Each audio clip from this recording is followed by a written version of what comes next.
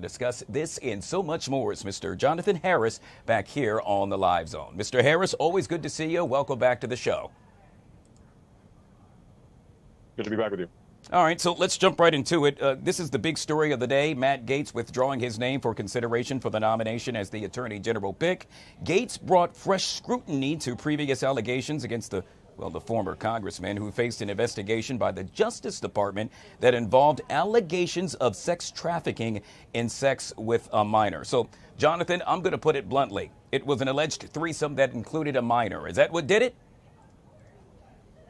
You know, you have to ask yourself why he would even bother doing this in the first place, because everyone knew that Matt Gaetz had long been under investigation for sexual misconduct. And it's almost like you have to ask yourself why any person would even in their right mind nominate him. But then, of course, do you remember that Donald Trump himself was found to have raped a woman by a New York jury and a judge? So perhaps it's the bad judgment, but this is another part of why it is so important that the Democrats keep the pressure on Donald Trump, not this kind of, fireside chat that I was really disappointed to see President Biden engaging in, but really acknowledging the fact that Donald Trump ran a campaign on taking rights away from women and now putting people like this who are alleged to have, and I mean credibly alleged to have engaged in sexual misconduct with women, and just the bad judgment that it showed to begin with is terrible. And his response,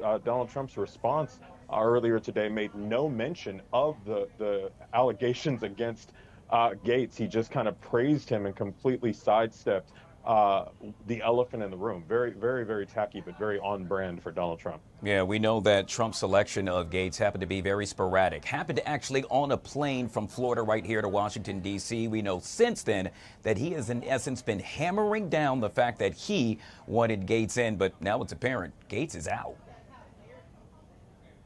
Right, and look, the point is it's not just Gaetz. It's Pete Hegseth. There's some other. I think the woman that Pete Hegseth, of course, being the Fox News host that he decided to appoint. I think there was a World Wrestling Federation or host or character that he's also appointed.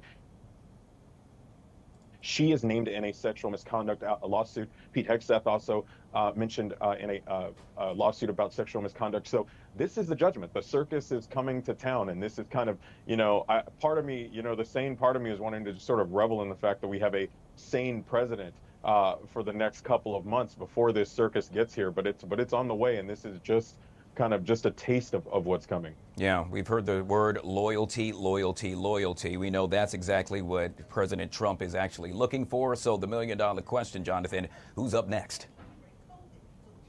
Oh, God, I don't know. We've already gotten the guy from Fox News. We've gotten a World Wrestling character. We've got Dr. Oz. Perhaps we'll get Dr. Phil as Secretary of State next. I'm not sure. I guess we can open up a TV guide and see what characters are on these shows, and then we'll get an idea of who Trump's going to throw up next. It's a bit sad, actually. All right. Well, we are awaiting a White House press conference. That's due to happen at about 1:30. When that happens, we expect them to address his withdrawal, if you will, and we'll take you there live right here on the Live Zone. We're going to move on to one of the other big stories of the day. That is a woman claiming that Pete Hegseth violated her during a previous encounter.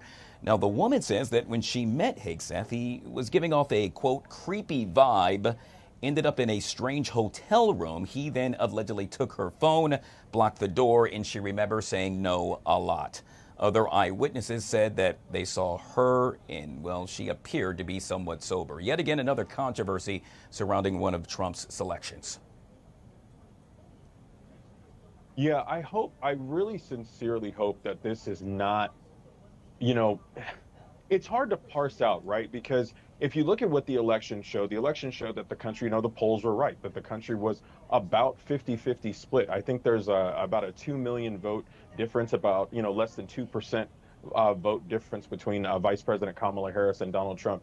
And it's disturbing because these candidates couldn't have been different. And you have a lot of people on the right, conservatives on the right, that love the term DEI. They love the term DEI. They love to throw it around. And it actually stands for diversity, equity, and inclusion in a country that has a history of discriminating against anyone that isn't a white male. But they seem to think that it means didn't earn it. And if it does mean didn't earn it, these are the most DEI candidates I have ever seen put forward. But I mean, even Donald Trump himself, when running for president, he was the most unqualified. Historically, you hold office, so there's military service. He'd done none of those things, and so now you have a person who didn't have any experience appointing a bunch of people who have no experience. Pete Hegseth would be replacing a former 4-star general. It's just absolutely absurd. Jonathan, we're going to move on to one of the richest men in the world, that being Mr. Elon Musk. We now know that he is heading up the so-called Department of Public Efficiency. One of the things he's looking to do immediately is end remote work for federal workers. I got to tell you, that's a big deal right here in the nation's capital. What they're looking to do, in essence, or at least what he is stating, is that it could also drive people out of the government. The goal, in essence, to slash government spending. It's all about saving that buck. What say you, sir? If you look at what Elon Musk has done to Twitter, people fleeing Twitter for the Blue Sky app, which was actually put together by the former head of Twitter, Jack Dorsey, and the users fleeing, the company being valued at far less than his purchasing. I think we come right back to, Elon Musk is just another DEI hire. He's a didn't earn it hire that has no experience in these areas, and he's put in place because Donald Trump values two things. He values people who will bend the knee to him, and he values so-called loyalty. And it's sad, because the truth of the matter is all of these people have all publicly spoken out against Donald Trump, and the only reason that they bend the knee and they kiss the ring is because of his proximity to power. They would do it to anyone for power, but the idea that they are willing to ignore a person like Donald Trump, who, like I said earlier, was found by a judge and a jury to have raped a woman,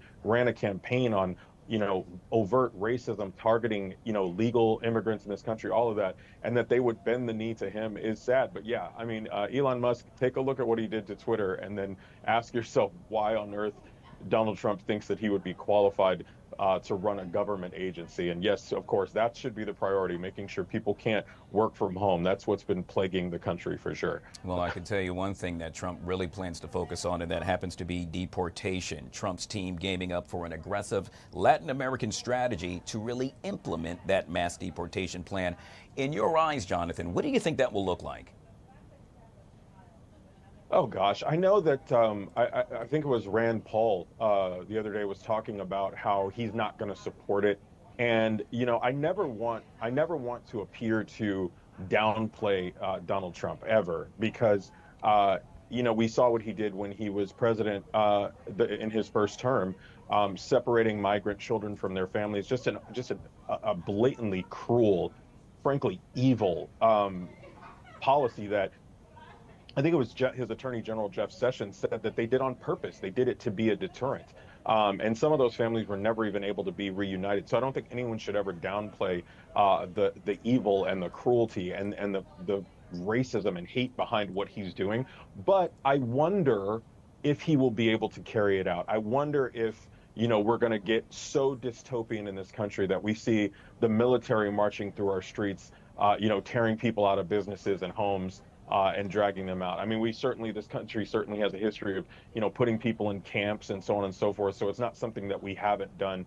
But I wonder if good people of good faith and good conscience will allow elected officials, to do this to people. And I just hope that it's American voters, especially the half the country, the 70 million, plus people, half the country that did not want this man in office. I believe, I know votes are still being counted, but I think the majority of voters, again, for the third time, voted against Donald Trump for various people, including the vice president. I hope that those people push back with their elected officials, so elected officials push back against him. That's really kind of the last line of defense.